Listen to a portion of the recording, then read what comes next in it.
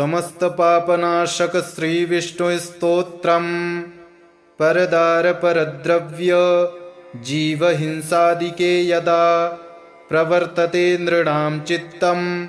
प्रायश्चित्तं स्तुतिस्तदा विष्णवे विष्णवे नित्यं विष्णवे विष्णवे नमः। नमामि विष्णुं चित्तस्थ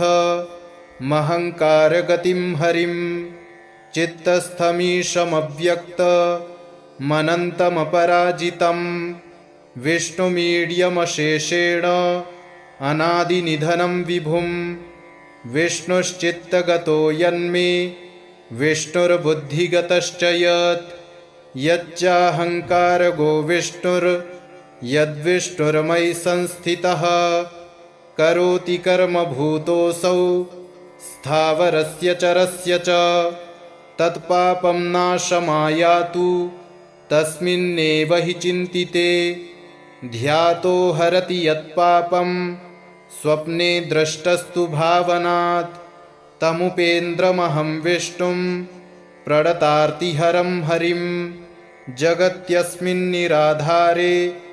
मज्जमाने तमस्यधः हस्तावलम्बनं विष्णुं प्रणमामि परात्परं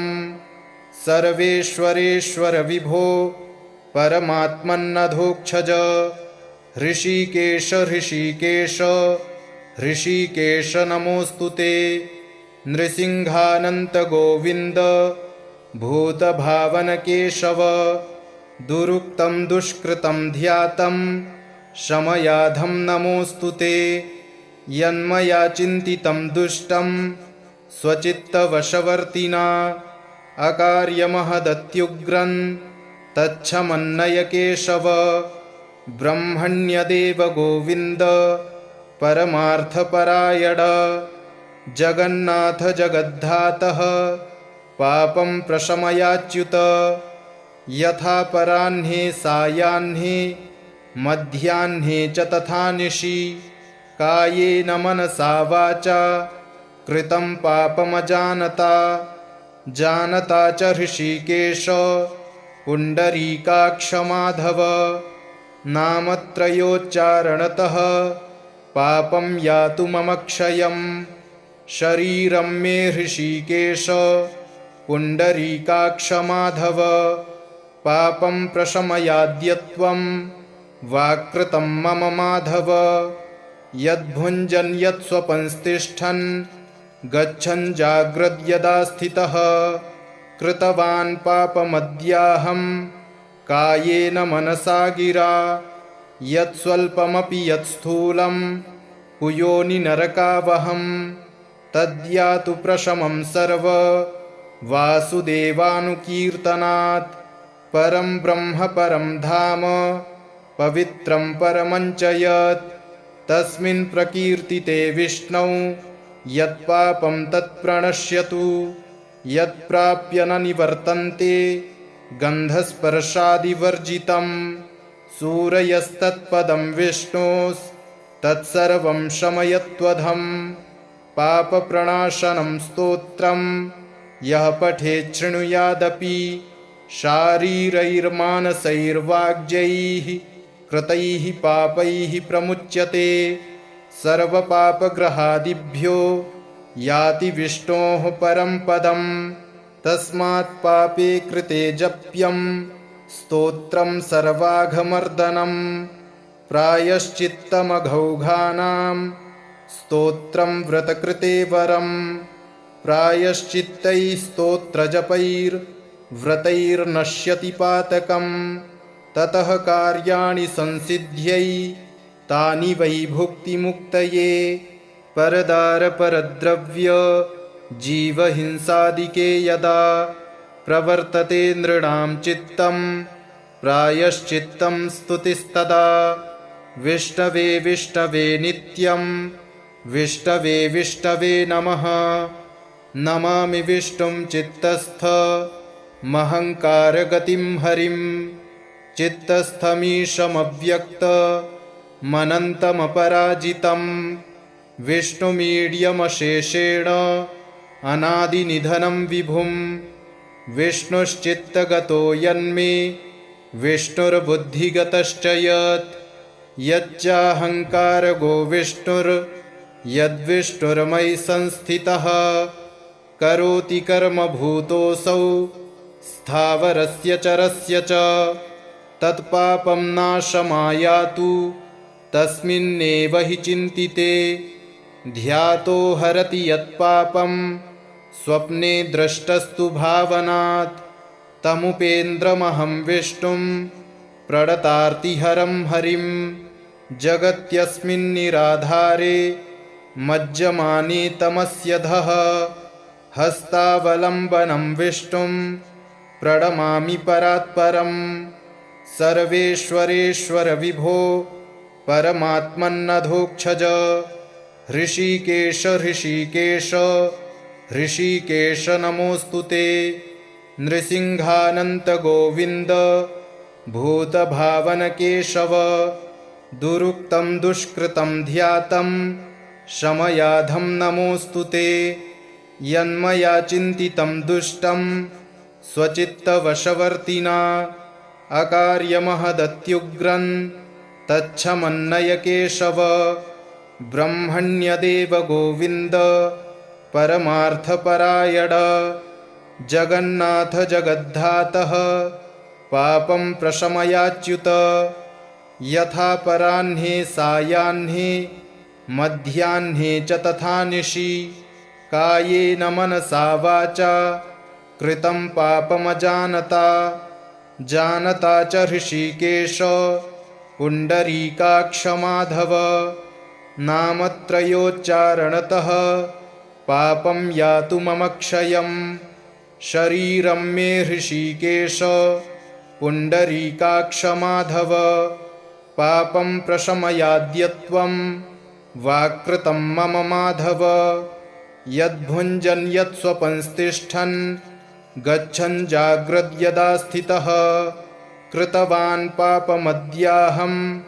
कायेन मनसा गिरा यत्स्वल्पमपि यत्स्थूलं कुयोनि नरकावहं तद्यातु प्रशमं सर्व वासुदेवानुकीर्तनात् परं ब्रह्म परं धाम पवित्रं परमञ्च यत् तस्मिन् प्रकीर्तिते विष्णौ यत्पापं तत्प्रणश्यतु यत्प्राप्य न निवर्तन्ते गन्धस्पर्शादिवर्जितं सूरयस्तत्पदं विष्णोस्तत्सर्वं शमयत्वधं पापप्रणाशनं स्तोत्रं यः पठेत् शृणुयादपि शारीरैर्मानसैर्वाग्यैः कृतैः पापैः प्रमुच्यते सर्वपापग्रहादिभ्यो याति विष्णोः परं पदं तस्मात् पापे कृते जप्यं स्तोत्रं सर्वाघमर्दनं प्रायश्चित्तमघौघानां स्तोत्रं व्रतकृते वरं प्रायश्चित्तैः स्तोत्रजपैर्व्रतैर्नश्यति पातकं ततः कार्याणि संसिद्ध्यै तानि वै भुक्तिमुक्तये परदारपरद्रव्य जीवहिंसादिके यदा प्रवर्तते नृणां चित्तं प्रायश्चित्तं स्तुतिस्तदा विष्णवे विष्णवे नित्यं विष्णवे विष्णवे नमः नमामि विष्णुं चित्तस्थ महङ्कारगतिं हरिं चित्तस्थमीशमव्यक्त मनन्तमपराजितं विष्णुमीड्यमशेषेण अनादिनिधनं विभुं विष्णुश्चित्तगतो यन्मे विष्णुर्बुद्धिगतश्च यत् यच्चाहङ्कारगो विष्णुर्यद्विष्णुर्मयि संस्थितः करोति कर्मभूतोऽसौ स्थावरस्य चरस्य च तत्पापं नाशमायातु तस्मिन्नेव हि चिन्तिते ध्यातो हरति यत्पापं स्वप्ने दृष्टस्तु भावनात् तमुपेन्द्रमहं विष्णुं प्रणतार्तिहरं हरिं जगत्यस्मिन्निराधारे मज्जमाने तमस्यधः हस्तावलम्बनं विष्णुं प्रणमामि परात्परम् सर्वेश्वरेश्वर विभो परमात्मन्नधोक्षज ऋषिकेश ऋषिकेश ऋषिकेश नमोऽस्तु ते नृसिंहानन्त गोविन्द भूतभावनकेशव दुरुक्तं दुष्कृतं ध्यातं शमयाधं नमोऽस्तु ते यन्मया चिन्तितं दुष्टं स्वचित्तवशवर्तिना अकार्यमहदत्युग्रं तच्छमन्नय केशव ब्रह्मण्यदेव गोविन्द परमार्थपरायण जगन्नाथ जगद्धातः पापं प्रशमयाच्युत यथा पराह्ने सायाह्ने मध्याह्ने च तथा निशि कायेन मनसा वाचा कृतं पापमजानता जानता च ऋषिकेश पुण्डरीकाक्ष माधव नामत्रयोच्चारणतः पापं यातु मम क्षयम् शरीरं मे ऋषिकेश पुण्डरीकाक्ष माधव पापं प्रशमयाद्यत्वं वाक्कृतं मम माधव यद्भुञ्जन् यत्स्वपंस्तिष्ठन् गच्छन् जाग्रद्यदा स्थितः कृतवान् पापमद्याहं कायेन मनसा गिरा यत्स्वल्पमपि यत्स्थूलं कुयोनिनरकावहं तद्यातु प्रशमं सर्व वासुदेवानुकीर्तनात् परं ब्रह्म परं धाम पवित्रं परमञ्च यत् तस्मिन् प्रकीर्तिते विष्णौ यत्पापं तत्प्रणश्यतु यत्प्राप्य न निवर्तन्ते गन्धस्पर्शादिवर्जितं सूरयस्तत्पदं विष्णोस्तत्सर्वं शमयत्वधं पापप्रणाशनं स्तोत्रं यः पठेत् शृणुयादपि शारीरैर्मानसैर्वाग्यैः कृतैः पापैः प्रमुच्यते सर्वपापग्रहादिभ्यो याति विष्णोः परं पदं तस्मात् पापे कृते जप्यं स्तोत्रं सर्वाघमर्दनं प्रायश्चित्तमघौघानां स्तोत्रं व्रतकृते वरं प्रायश्चित्तैः स्तोत्रजपैर्व्रतैर्नश्यति पातकं ततः कार्याणि संसिद्ध्यै तानि वै भुक्तिमुक्तये परदारपरद्रव्य जीवहिंसादिके यदा प्रवर्तते नृणां चित्तं प्रायश्चित्तं स्तुतिस्तदा विष्णवे विष्णवे नित्यं विष्णवे विष्णवे नमः नमामि विष्णुं चित्तस्थ महङ्कारगतिं हरिं चित्तस्थमीशमव्यक्तमनन्तमपराजितं विष्णुमीड्यमशेषेण अनादिनिधनं विभुं विष्णुश्चित्तगतो यन्मे विष्णुर्बुद्धिगतश्च यत् यच्चाहङ्कारगो विष्णुर्यद्विष्णुर्मयि संस्थितः करोति कर्म भूतोऽसौ स्थावरस्य चरस्य च तत्पापं नाशमायातु तस्मिन्नेव हि चिन्तिते ध्यातो हरति यत्पापं स्वप्ने द्रष्टस्तु भावनात् तमुपेन्द्रमहं विष्णुं प्रणतार्तिहरं हरिं जगत्यस्मिन्निराधारे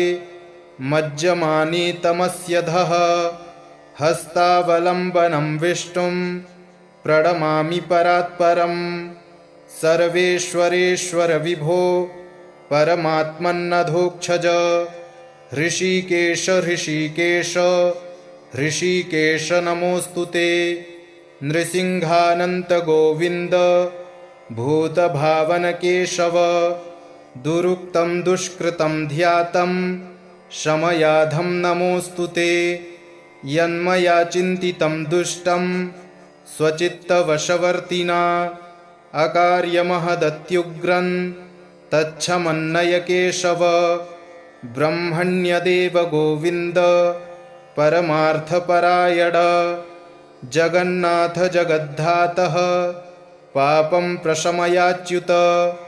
यथा पराह्ने सायाह्ने मध्याह्ने च तथा निशि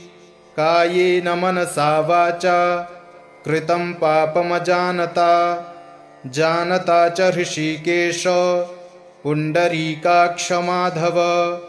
नामत्रयोच्चारणतः पापं यातु मम क्षयम्। शरीरं मे हृषीकेश पुण्डरीकाक्ष माधव। पापं प्रशमयाद्यत्वं वाक्कृतं मम माधव। यद्भुञ्जन् यत्स्वपंस्तिष्ठन् गच्छन् जाग्रद्यदा स्थितः कृतवान् पापमद्याहं कायेन मनसा गिरा। यत्स्वल्पमपि यत्स्थूलं कुयोनिनरकावहं तद्यातु प्रशमं सर्व वासुदेवानुकीर्तनात्। परं ब्रह्म परं धाम पवित्रं परमञ्च यत् तस्मिन् प्रकीर्तिते विष्णौ यत्पापं तत्प्रणश्यतु। यत्प्राप्य न निवर्तन्ते गन्धस्पर्शादिवर्जितं सूरयस्तत्पदं विष्णोस्तत्सर्वं शमयत्वधं। पापप्रणाशनं स्तोत्रं यः पठेत् शृणुयादपि शारीरैर्मानसैर्वाग्यैः कृतैः पापैः प्रमुच्यते। सर्वपापग्रहादिभ्यो याति विष्णोः परं पदं। तस्मात् पापे कृते जप्यं स्तोत्रं सर्वाघमर्दनं। प्रायश्चित्तमघौघानां स्तोत्रं व्रतकृते वरं। प्रायश्चित्तैः स्तोत्रजपैर्व्रतैर्नश्यति पातकं। ततः कार्याणि संसिद्ध्यै तानि वै भुक्तिमुक्तये। परदारपरद्रव्य जीवहिंसादिके यदा प्रवर्तते नृणां चित्तं प्रायश्चित्तं स्तुतिस्तदा। विष्णवे विष्णवे नित्यं विष्णवे विष्णवे नमः। नमामि विष्णुं चित्तस्थ महङ्कारगतिं हरिं। चित्तस्थमीशमव्यक्तमनन्तमपराजितं विष्णुमीड्यमशेषेण अनादिनिधनं विभुं। विष्णुश्चित्तगतो यन्मे विष्णुर्बुद्धिगतश्च यत्। यच्चाहङ्कारगो विष्णुर्यद्विष्णुर्मयि संस्थितः। करोति कर्म भूतोऽसौ स्थावरस्य चरस्य च। तत्पापं नाशमायातु तस्मिन्नेव हि चिन्तिते। ध्यातो हरति यत्पापं स्वप्ने द्रष्टस्तु भावनात्। तमुपेन्द्रमहं विष्णुं प्रणतार्तिहरं हरिं। जगत्यस्मिन्निराधारे मज्जमाने तमस्यधः। हस्तावलम्बनं विष्णुं प्रणमामि परात्परम्। सर्वेश्वरेश्वर विभो परमात्मन्नधोक्षज। हृषीकेश हृषीकेश हृषीकेश नमोऽस्तु ते। नृसिंहानन्त गोविन्द भूतभावनकेशव। दुरुक्तं दुष्कृतं ध्यातं शमयाधं नमोऽस्तु ते। यन्मया चिन्तितं दुष्टं स्वचित्तवशवर्तिना अकार्यमहदत्युग्रं तच्छमन्नय केशव। ब्रह्मण्यदेव गोविन्द परमार्थपरायण। जगन्नाथ जगद्धातः पापं प्रशमयाच्युत। यथा पराह्ने सायाह्ने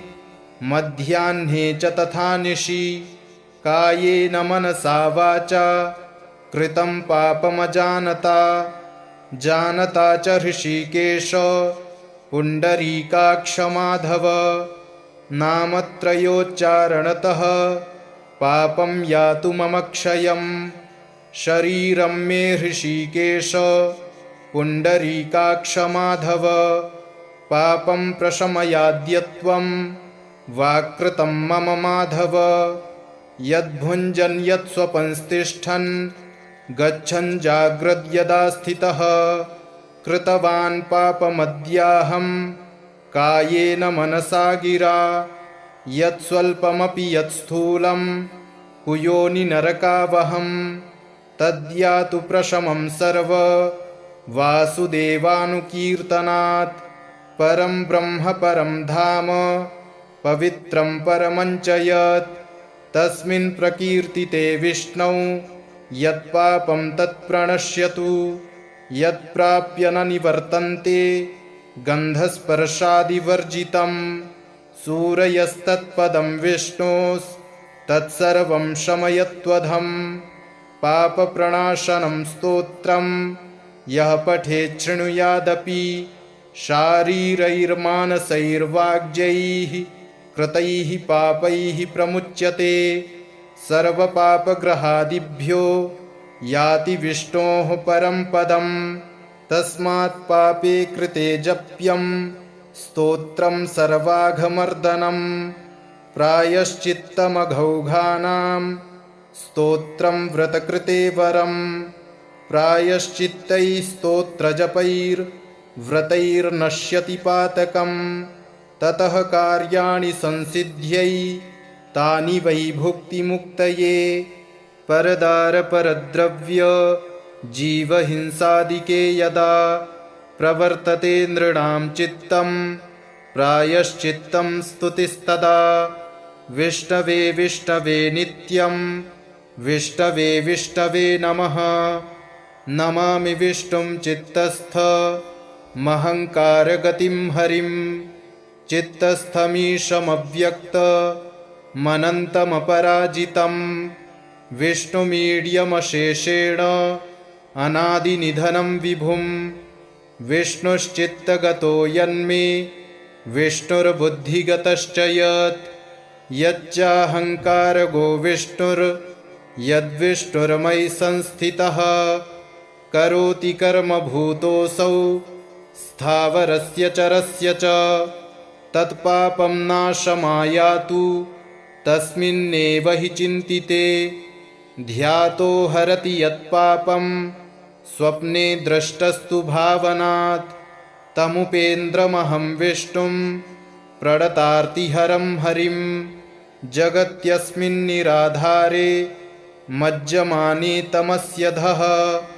हस्तावलम्बनं विष्णुं प्रणमामि परात्परं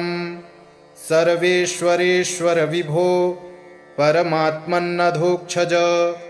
हृषीकेश हृषीकेश हृषीकेश नमोऽस्तु ते नृसिंहानन्त गोविन्द भूतभावनकेशव दुरुक्तं दुष्कृतं ध्यातं शमयाधं नमोऽस्तु ते यन्मया चिन्तितं दुष्टं स्वचित्तवशवर्तिना अकार्यमहदत्युग्रं तच्छमन्नय केशव ब्रह्मण्यदेव गोविन्द परमार्थपरायण जगन्नाथ जगद्धातः पापं प्रशमयाच्युत यथा पराह्ने सायाह्ने मध्याह्ने च तथा निशि कायेन मनसा वाचा कृतं पापमजानता जानता च हृषीकेश पुण्डरीकाक्ष माधव नामत्रयोच्चारणतः पापं यातु मम क्षयं शरीरं मे हृषीकेश पुण्डरीकाक्ष माधव पापं प्रशमयाद्यत्वं वाक्कृतं मम माधव यद्भुञ्जन् यत्स्वपंस्तिष्ठन् गच्छन् जाग्रद्यदा स्थितः कृतवान् पापमद्याहं कायेन मनसा गिरा यत्स्वल्पमपि यत्स्थूलं कुयोनिनरकावहं तद्यातु प्रशमं सर्व वासुदेवानुकीर्तनात् परं ब्रह्म परं धाम पवित्रं परमञ्च यत् तस्मिन् प्रकीर्तिते विष्णौ यत्पापं तत्प्रणश्यतु यत्प्राप्य न निवर्तन्ते गन्धस्पर्शादिवर्जितं सूरयस्तत्पदं विष्णोस्तत्सर्वं शमयत्वधं पापप्रणाशनं स्तोत्रं यः पठेत् शृणुयादपि शारीरैर्मानसैर्वाग्यैः कृतैः पापैः प्रमुच्यते सर्वपापग्रहादिभ्यो याति विष्णोः परं पदं तस्मात् पापे कृते जप्यं स्तोत्रं सर्वाघमर्दनं प्रायश्चित्तमघौघानां स्तोत्रं व्रतकृते वरं प्रायश्चित्तैः स्तोत्रजपैर्व्रतैर्नश्यति पातकं ततः कार्याणि संसिद्ध्यै तानि वै भुक्तिमुक्तये परदारपरद्रव्य जीवहिंसादिके यदा प्रवर्तते नृणां चित्तं प्रायश्चित्तं स्तुतिस्तदा विष्णवे विष्णवे नित्यं विष्णवे विष्णवे नमः नमामि विष्णुं चित्तस्थमहङ्कारगतिं हरिं चित्तस्थमीशमव्यक्तमनन्तमपराजितं विष्णुमीड्यमशेषेण अनादिनिधनं विभुं विष्णुश्चित्तगतो यन्मे विष्णुर्बुद्धिगतश्च यच्चाहङ्कारगो विष्णुर्यद्विष्णुर्मयि संस्थितः करोति कर्मभूतोऽसौ स्थावरस्य चरस्य च तत्पापं नाशमायातु तस्मिन्नेव हि चिन्तिते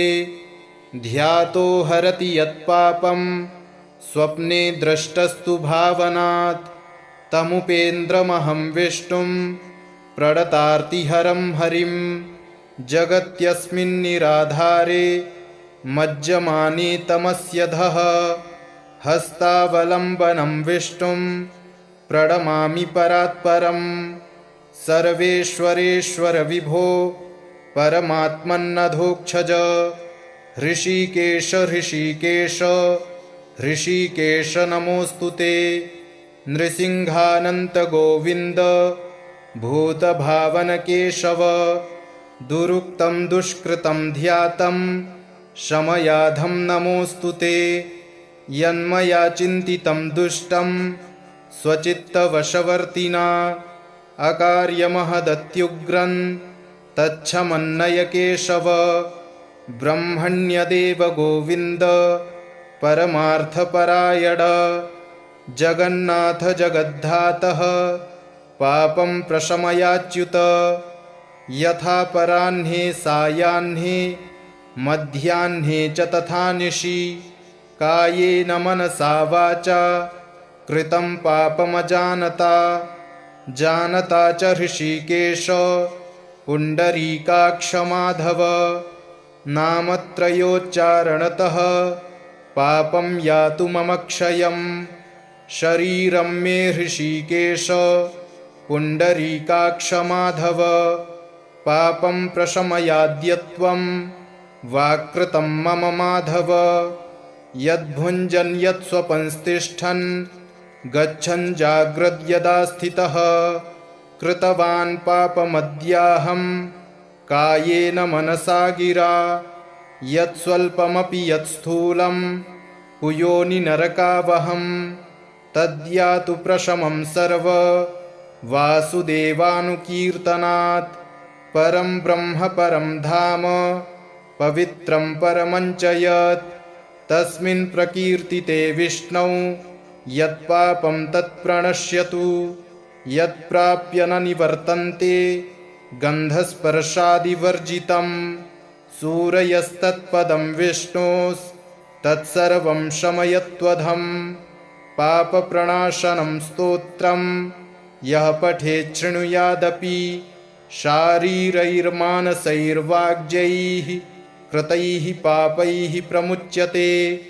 सर्वपापग्रहादिभ्यो याति विष्णोः परं पदं तस्मात् पापे कृते जप्यं स्तोत्रं सर्वाघमर्दनं प्रायश्चित्तमघौघानां स्तोत्रं व्रतकृते वरं प्रायश्चित्तैः स्तोत्रजपैर्व्रतैर्नश्यति पातकं ततः कार्याणि संसिद्ध्यै तानि वै भुक्तिमुक्तये परदारपरद्रव्य जीवहिंसादिके यदा प्रवर्तते नृणां चित्तं प्रायश्चित्तं स्तुतिस्तदा विष्णवे विष्णवे नित्यं विष्णवे विष्णवे नमः नमामि विष्णुं चित्तस्थमहङ्कारगतिं हरिं चित्तस्थमीशमव्यक्तमनन्तमपराजितं विष्णुमीड्यमशेषेण अनादिनिधनं विभुं विष्णुश्चित्तगतो यन्मे विष्णुर्बुद्धिगतश्च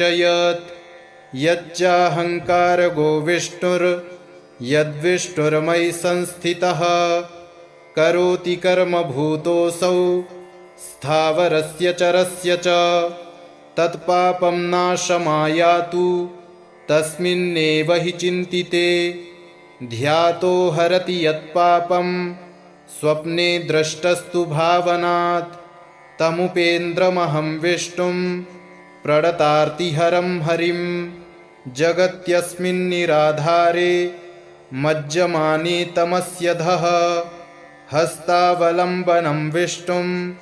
प्रणमामि परात्परं सर्वेश्वरेश्वर विभो परमात्मन्नधोक्षज ऋषिकेश ऋषिकेश ऋषिकेश नमोऽस्तु ते नृसिंहानन्त गोविन्द भूतभावनकेशव दुरुक्तं दुष्कृतं ध्यातं शमयाधं नमोऽस्तु ते यन्मया चिन्तितं दुष्टं स्वचित्तवशवर्तिना अकार्यमहदत्युग्रं तच्छमन्नय केशव ब्रह्मण्यदेव गोविन्द परमार्थपरायण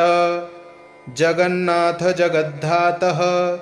पापं प्रशमयाच्युत यथा पराह्ने सायाह्ने मध्याह्ने च तथा निशि कायेन मनसा वाचा कृतं पापमजानता जानता च ऋषिकेश पुण्डरीकाक्षमाधव नामत्रयोच्चारणतः पापं यातु मम क्षयं शरीरं मे ऋषिकेश पुण्डरीकाक्षमाधव पापं प्रशमयाद्यत्वं